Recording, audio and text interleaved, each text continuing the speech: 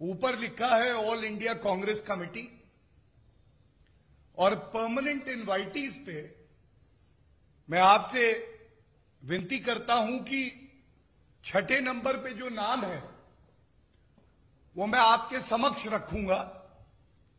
वो नाम है श्री जगदीश टाइटलर। जगदीश टाइटलर का नाम है, और इसके साथ जो कवर लेटर है उस पे लिखा है, और ये मैं आप सबके समक्ष रख दूं। Press release, honourable Congress president has approved the proposal of the formation of the executive committee and appointment of office bearers of communication department and doctor cell। और फिर एक लाइन और है बाकी जो इन लोगों ने नियुक्त किए हैं पदाधिकारी। Committee of the Delhi Pradesh Congress committee as enclosed with immediate effect dated 28th of October 2021, signed by the General Secretary of the All India Congress Committee। ये जो नई कार्यकारिणी है, जो कमेटी बनाई है, ये राष्ट्रीय अध्यक्षा सोनिया गांधी जी के द्वारा बनाई गई है। सोनिया गांधी जी स्वीकृति देती हैं कि जगदीश टाइटलर जैसा व्यक्ति, जो कि भारत के आजादी के बाद सबसे बड़ा जो काला धब्बा है हमारे लोकतंत्र पे, 1984 के नरसंहार जो कांग्रेस द्वारा प्रायोजित थे, उसमें एक आरोपी को दिल्ली प्रदेश कांग्रेस समिति का स्थायी आमंत्रित सदस्य बनाती है। इसीलिए पूरे देश में आज एक आक्रोश की भावना है और सवाल पूछ रही है जनता। सोनिया गांधी जी, यह सत्य है, पहला तथ्य कि 84 के दंगे कराने वाला अगर कोई था तो वो कांग्रेस पार्टी थी, और कांग्रेस के वरिष्ठ नेता जैसे जगदीश टाइटलर जो आरोपी हैं, और सज्जन कुमार जिनको सजा हो चुकी है दिल्ली उच्च न्यायालय से, ये लोग थे। आप जो पीड़ित परिवार हैं, हमारे सिख समाज से जो पीड़ित परिवार हैं, उनके जख्म नहीं भर पाए, आप उनका दर्द नहीं बांट पाए, उनको इंसाफ भी नहीं दिला पाए। लेकिन उनके जख्मों पर नमक छिड़कने का काम अगर किसी ने किया है तो वो गांधी परिवार और कांग्रेस पार्टी ने किया है। ये कहना गलत नहीं होगा, जिस कांग्रेस के हाथ को आगे बढ़कर अपनी गलती को स्वीकारना चाहिए था, जो संगीन अपराध में, इस नरसंहार में मुख्य आरोपी थे, उनको पार्टी से तुरंत निष्कासित करना चाहिए था, पीड़ित परिवारों का दर्द बांटना चाहिए था। ये ना करते हुए ऐसा प्रतीत होता है कि पंजे ने अपने नाखून निकाले, और जो जख्म भारतीय जनता पार्टी ने भरने का प्रयास किया, उसको खुरेदने का अगर काम किसी ने किया है तो सोनिया गांधी जी ने किया। कोई नहीं भूल सकता है किस तरह से स्वर्गीय राजीव गांधी जी ने कहा कि जब कोई बड़ा वृक्ष गिरता है तो धरती हिलती है। कुछ ही समय पहले की बात है, सैम पित्रोदा, जब इनसे सवाल किया गया 1984 के नरसंहार का, तो उन्होंने कहा हुआ तो हुआ,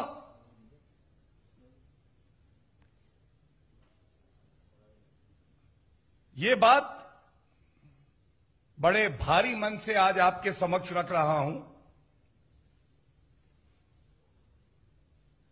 कि आप इन आरोपियों को दंड नहीं दे पाए, लेकिन यह स्पष्ट हो गया है कि कांग्रेस पार्टी आज जो आरोपी हैं 1984 के नरसंहार में, उनको सम्मानित करने का काम कर रही है। आज जहां भारतीय जनता पार्टी पीड़ित परिवारों के साथ खड़े होकर उनको न्याय सुनिश्चित करा रही है, वहां पे कांग्रेस पार्टी दंगाइयों के साथ, आरोपियों के साथ, समाज के भक्षकों के साथ खड़ी हुई है। और बड़ी पीड़ा से मैं कहता हूं, अगर सोनिया गांधी जी ने एक बार दिल्ली हाईकोर्ट का फैसला पढ़ा होता, जिसमें सज्जन कुमार, जो कि कांग्रेस के एक सांसद भी रहे, एक वरिष्ठ नेता माने जाते थे, पढ़ा होता तो सोनिया गांधी जी के हाथ कांप जाते स्वीकृति देने से पहले। उनके मन में पीड़ा होती जो आज हर व्यक्ति को हो रही है।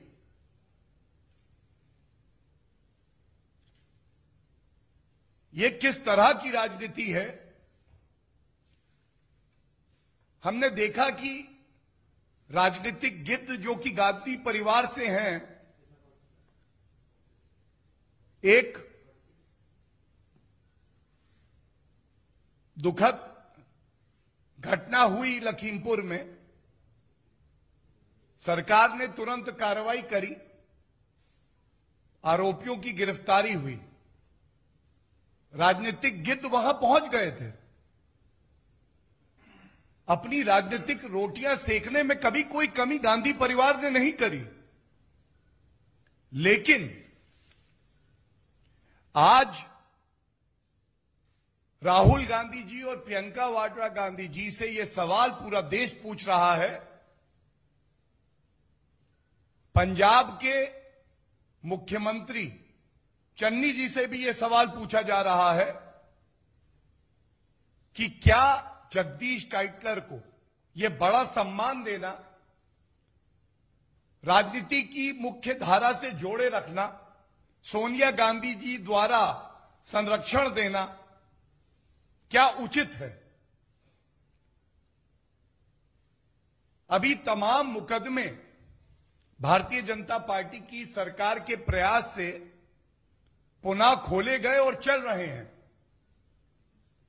क्या कांग्रेस पार्टी यह संदेश नहीं देना चाह रही कि जगदीश टाइटलर, तुम चिंता ना करना, गांधी परिवार की ताकत तुम्हारे पीछे खड़ी है? जो तमाम गवाह हैं वो बिना डरे अपना बयान देंगे, क्योंकि भारतीय जनता पार्टी की सरकार है। लेकिन एक बड़े राजनीतिक दल की क्या कोई जिम्मेदारी नहीं है?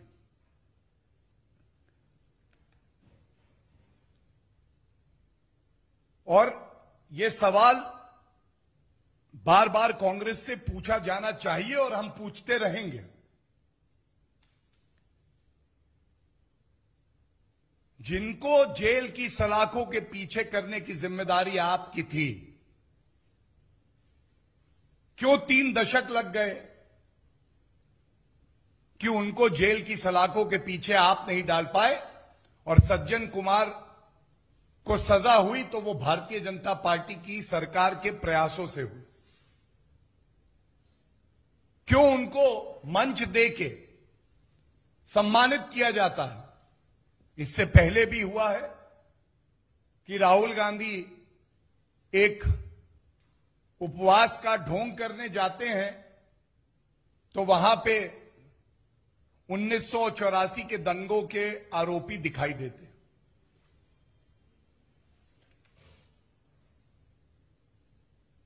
और अब जो मैं आपके समक्ष रख रहा हूं, ये सोनिया गांधी जी, राहुल गांधी जी कांग्रेस पार्टी के वरिष्ठ नेताओं को जरूर पढ़ना चाहिए। ये वो जजमेंट है जो दिल्ली हाईकोर्ट ने 2018 दिसंबर में दिया, और जो अंश मैं इसके पढ़ूंगा ये दर्शाएगा कि किस तरह से जहां इंसाफ मिलना चाहिए था वहां पे कांग्रेस पार्टी खुद आरोपियों को बचा रही थी और पीड़ित परिवारों का दर्द समझने में पूरी तरह विफल रही। The judgment says, following the assassination of Shrimati Indira Gandhi on the morning of 31st of October 1984, a communal frenzy was unleashed 4 days between 1st and 4th November of that year, all over Delhi. 2,733 Sikhs were brutally murdered. 2,733. Their houses were destroyed. In the rest of the country too, thousands of Sikhs were killed. And then it goes on to say, 6 accused, including Sajjan Kumar, a Congress leader who was a member of parliament at that time. He is mentioned in the judgment. And then it becomes very important to read this part of the judgment where Jagdish Tytler's role has been discussed. It would not be out of place to mention that it was the commitment of the Bharatiya Janata Party to ensure that justice is delivered to these families of the victims. And Nanavati Commission was constituted, which gave a report clearly stating that as per the account of the witnesses, and he goes on to name Jagdish Tytler, Sajjan Kumar.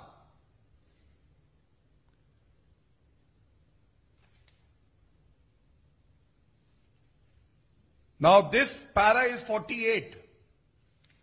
Is it not a relevant question today that when trials are still going on in other cases, Jagdish Tytler has been named in the Commission's report?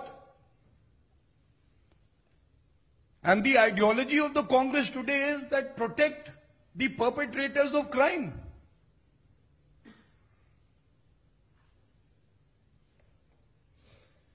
Para 89 I am reading, Jagdish Tytler का जिक्र कैसे आता है और ये बड़ा आवश्यक है। जब अधिवक्ता ने अपनी बात कोर्ट के समक्ष रखी तो उन्होंने ये उदाहरण दिया, और देखिए कि किस तरह से कांग्रेस का चरित्र ये रहा है कि वो संरक्षण दे रहे हैं इन लोगों को। Justice Nanavati Commission recommended the registration of cases against accused one, which is Sajjan Kumar, and another leader of the Congress party, Jagdish Tytler. The government of India at that time was the Congress party, informed Parliament that it had rejected said recommendation of the Justice Nanavati Commission. And then it goes on to say that the opposition stalled the proceedings for 3 days to ask for justice for the families of the victim, for the Sikh families. And it is only after this opposition's opposition for a just cause that the government had to take remedial steps.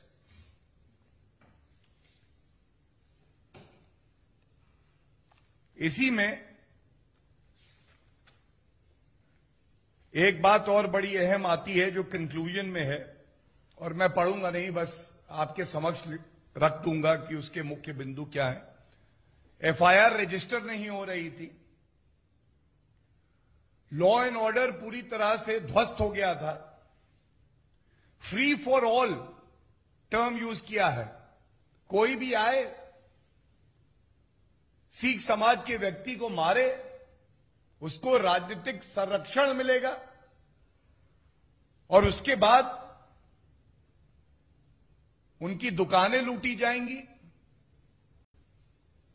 मां और बेटियों के साथ गलत व्यवहार किया जाएगा। यह बिल्कुल साफ लिखा है और इस लाइन में सब कुछ आ जाता है। The criminals responsible for the mass crimes have enjoyed political patronage and manage to evade prosecution and punishment. ये सभी तथ्य रखने के बाद मैं इतना जरूर कहूंगा कि भारतीय जनता पार्टी ने, जैसा मैंने पहले कहा कि नानावती कमीशन बनाया जिससे कि सत्य सामने आए। जब देश के यशस्वी प्रधानमंत्री जी ने देखा कि इंसाफ सिख परिवारों को मिलना जरूरी है हमारे लोकतंत्र में, तो उन्होंने भी सुनिश्चित किया कि एक कमेटी बने। उस कमेटी की रिपोर्ट आई और सर्वोच्च न्यायालय ने, अगर सही याद है, जनवरी 2018 में एक कमेटी का गठन किया कि ये जो फर्जी तरीके से तमाम मुकदमों को बंद कर दिया गया है, इनमें पुनः जांच हो। और उसी का नतीजा है कि 17 दिसंबर 2018 को सज्जन कुमार जो सांसद रहे, उनको आजीवन कारावास की सजा हुई। जगदीश टाइटलर को मंत्री बनाया कांग्रेस पार्टी ने और आज तक ऐसा लगता है कि कांग्रेस पार्टी का जो पूरा ढांचा है, अध्यक्षा है, गांधी परिवार है, इनमें होड़ लगी हुई है कि किस तरह से आरोपी व्यक्तियों को बचाया जाए और सच बाहर ना आए। भारतीय जनता पार्टी प्रतिबद्ध है, कटिबद्ध है कि जब तक इन सभी सिख परिवारों को एक एक मामले में इंसाफ नहीं मिल जाता है, हम लोग ये मुहिम जारी रखेंगे और सभी परिवारों को इंसाफ दिला के ये सिद्ध करना है कि विपक्ष में कांग्रेस पार्टी चाहे जितनी ताकत क्यों ना लगा दे, लेकिन वो किसी भी परिवार को इंसाफ मिलने से रोक नहीं पाएगी। धन्यवाद। कोई प्रश्न हो?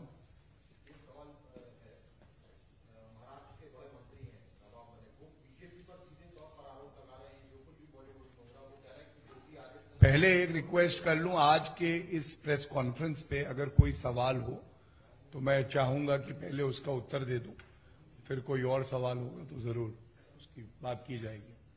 कोई सवाल इस विषय पे अगर किसी का हो?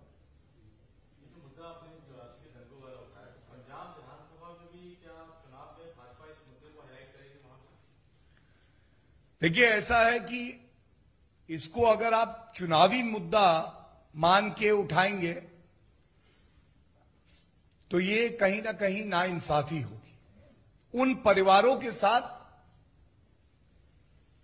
जो 37 वर्षों के बाद भी इंतजार कर रहे हैं कि अगर उनके परिजन की हत्या की गई, महिला के साथ दुराचार किया गया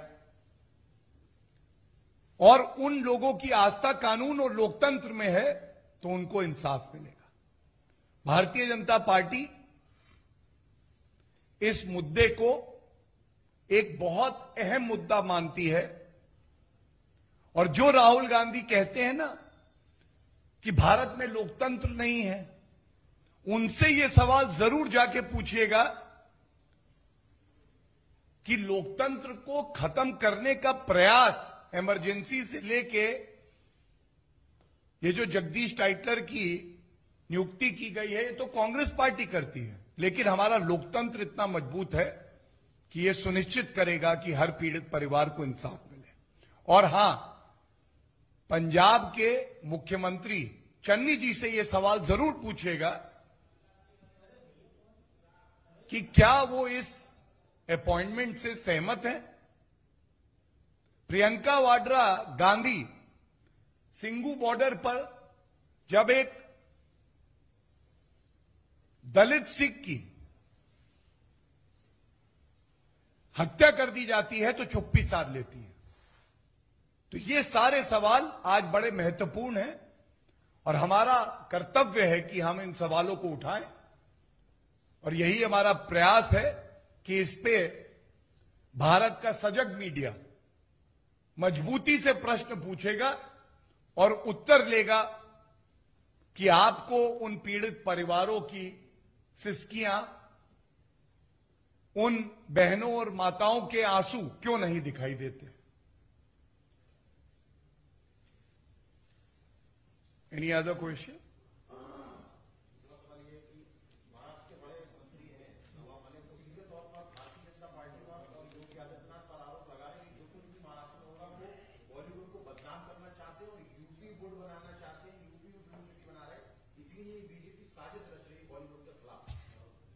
देखिए, अक्सर ऐसा होता है कि जिनको आप बड़ा कह देते हैं वो अपने कृत्यों से, अपने वक्तव्यों से बड़े नहीं होते हैं। उनको ये जानने की आवश्यकता है कि बॉलीवुड जो है वो कोई नवाब मलिक जी द्वारा बनाया हुआ ऑर्गेनाइजेशन या टर्म नहीं है। और जब वो यूपी वुड कह देते हैं तो इतना जरूर कहूंगा कि उत्तर प्रदेश के नागरिकों का और उत्तर प्रदेश का भारत को आगे बढ़ाने में एक बहुत बड़ा योगदान है। और नवाब मलिक जी से यह भी कह दीजिएगा कि शायद अगर मेरी जानकारी सही है तो एक अभियुक्त जो 9 महीने जेल में रहा है एक ड्रग मामले में, वो उसके रिश्तेदार भी लगते हैं। तो इस तरह के वक्तव्य देना किसी भी जिम्मेदार नागरिक के लिए उचित नहीं।